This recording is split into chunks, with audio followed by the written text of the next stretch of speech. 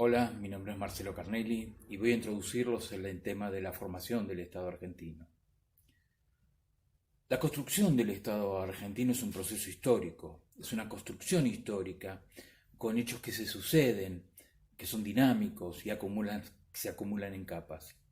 En el actual territorio de la Argentina, la construcción del Estado fue difícil y tortuosa. Desde 1810 hasta la década del 60 se vivieron guerras por la independencia, guerras civiles, luchas entre diferentes bandos e intereses, unitarios federales, Buenos Aires contra el interior. Es decir, no es una simple construcción de formación del Estado, no fue simple la construcción. Pero antes vamos a definir el concepto de Estado usando la definición de uno de los mayores teóricos sociales, el sociólogo Max Weber. Él va a definir al Estado como una entidad que sobre un territorio determinado va a reclamar para sí con éxito el monopolio de la autoridad política legítima, cuyo último recurso es la violencia. Oslak, uno de los mayores intelectuales que aportó al conocimiento del Estado y su formación, va a definir al Estado como una entidad político-jurídica que es la expresión organizadora del poder y dominación en una sociedad. También suma a esa definición mínima el concepto de estatidad, es decir, que la existencia del Estado se verifica a partir del desarrollo de un conjunto de atributos que definen la estatidad, el ser Estado. Redondeando la idea, podemos decir que el surgimiento del Estado es el surgimiento de una instancia de organización de poder y el ejercicio de la dominación política. Oslak va a hablar de 4 atributos de la estatidad. Estos atributos es la condición de ser Estado. Estos no aparecen todos juntos ni al mismo tiempo, sino, como ya dijimos, es parte de una construcción histórica. Los 4 atributos son: el primero, la capacidad de externalizar su poder, es decir, el reconocimiento de la soberanía nacional por parte de otros estados. En Argentina este atributo se fue adquiriendo en las primeras décadas tras la Revolución de Mayo, y más precisamente la Declaración de Independencia. En segundo lugar, institucionalizar su autoridad, es decir, a partir de la creación de organismos, instituciones para imponer la coerción legal y legítima, sea mediante leyes, que los ciudadanos van a aceptar y reconocer. También, como tercer elemento, diferenciar su control, es decir, la creación de instituciones profesionalizadas con un cuerpo de funcionarios, burócratas para funciones específicas. La administración de finanzas de impuestos, la creación de un ejército nacional, la escuela pública, el registro civil, etc. Y el cuarto elemento es la creación de una identidad colectiva. Es una dimensión simbólica, es decir, la búsqueda de crear una identidad nacional para establecer lazos comunes entre los individuos, como el idioma, una historia compartida, la bandera, el himno. Todos estos elementos conjugaron y que son elementos necesarios para que podamos hablar de un Estado nacional. En un próximo video probablemente hablaremos de los distintos tipos de Estado, es decir, a partir de la formación del Estado-nación en el mundo, vamos a establecer y poder diferenciar 4 tipos, 4, 5, depende qué autores tomemos, como el Estado absolutista, el Estado liberal, el Estado de bienestar o keynesiano, el Estado neoliberal. Y hay algunas subformas también que se le pueden asociar.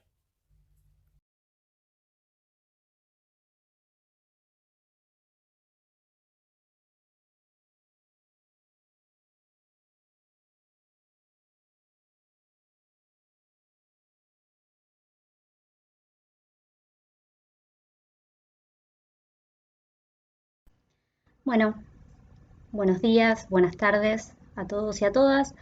Vamos a continuar con el segundo teórico de Estado en la línea de lo que veníamos viendo en el video anterior. Mi nombre es Fernanda Fernández Hughes, también integro la Cátedra de Sociedad y Estado de Alcaraz.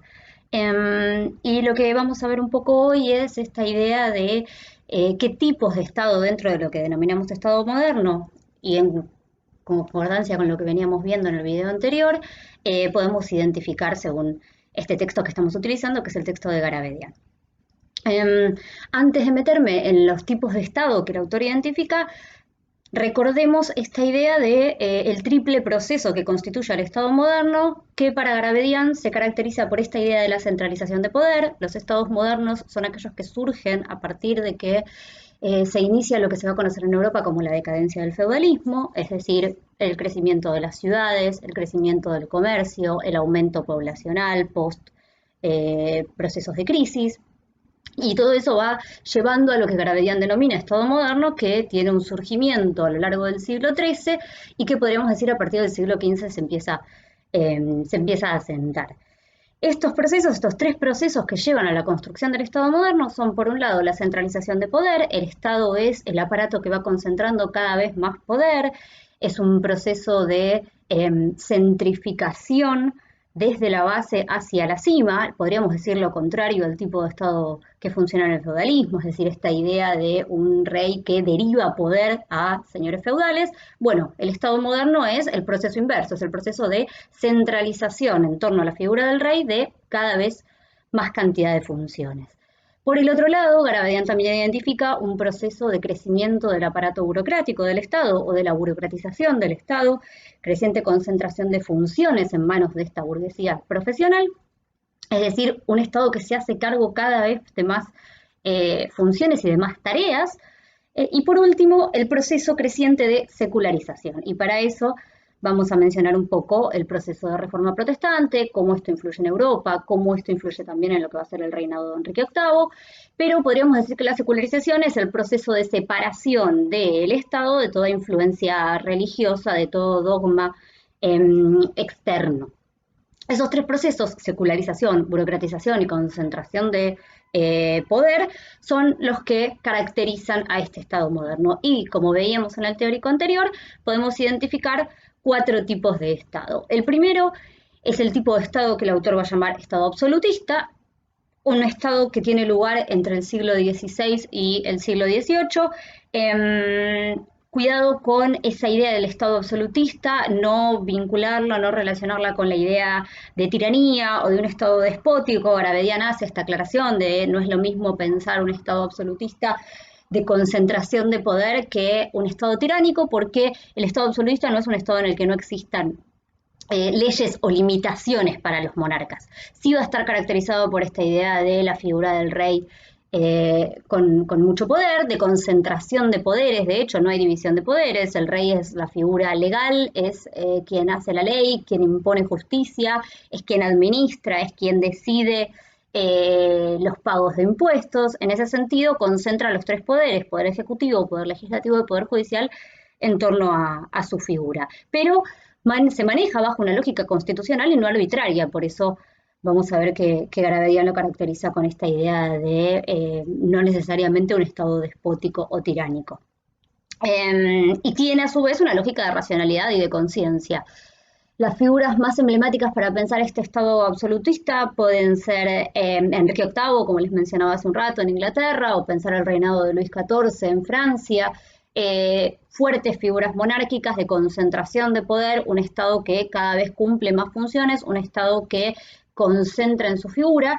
Si lo pensamos en el caso de la centralización de poder, podemos ver justamente cómo se van eliminando lentamente las potestades de los pequeños reinos y esos reinos responden al poder central. También hay obviamente una delimitación geográfica, una delimitación territorial y un reconocimiento externo, lo que veíamos la clase pasada, el teórico pasado, perdón, de esta lógica del reconocimiento de los otros, ¿no? Como una característica de estatidad para Oslak. El segundo tipo de Estado es el Estado liberal, es un Estado que surge a partir del siglo XVIII, podríamos decir. En realidad Gravedian ya lo caracteriza en torno al siglo XVII, pero es el Estado característico del proceso de reforma, de revolución industrial y de revolución francesa, de doble revolución.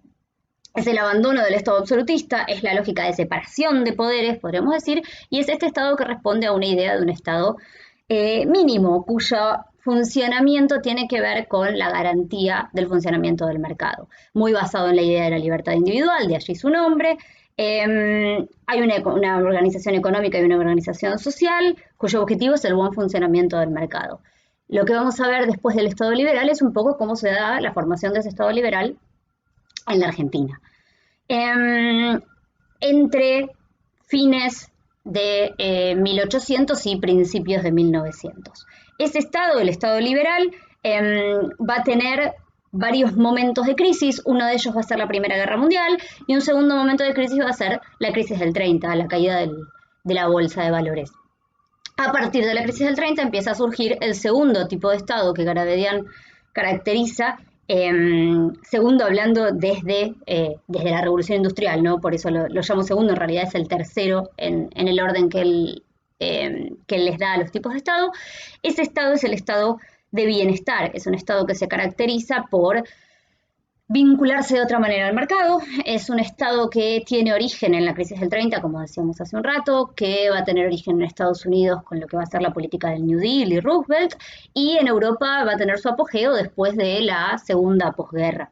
Vamos a ver que ese Estado se condice con lo que un autor que después vamos a ver en la materia, que es Eric Hobsbawm, denomina los 30 años dorados del capitalismo, que es ese periodo que va entre la finalización de la Segunda Guerra Mundial o la segunda posguerra y la crisis del petróleo en 1973.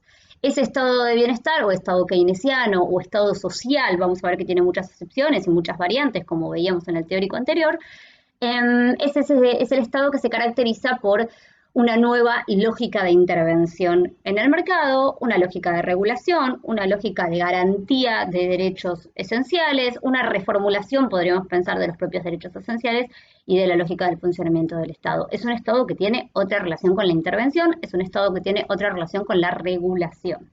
Y es un Estado ampliado, es un Estado que cumple muchísimas más funciones que el Estado liberal. Por último, a partir de la crisis del 73, de la crisis del petróleo, vamos a ver cómo en algunas regiones ese estado de bienestar entra en crisis y abrimos el cuarto tipo de estado para Garabedian, que es el estado neoliberal, que va a ser, como su nombre lo indica, una vuelta a algunos de los propósitos, algunas de las perspectivas de la lógica liberal, reformuladas en una lógica más vinculada con el siglo XX, pero siguiendo esta línea de volver a la lógica del mercado y de la asignación de recursos y de esa discusión histórica que podríamos decir existe entre quién es el encargado de la mejor asignación de recursos o de la asignación más racional de recursos y si eso debe responder a una lógica de Estado o debe responder a una lógica de mercado.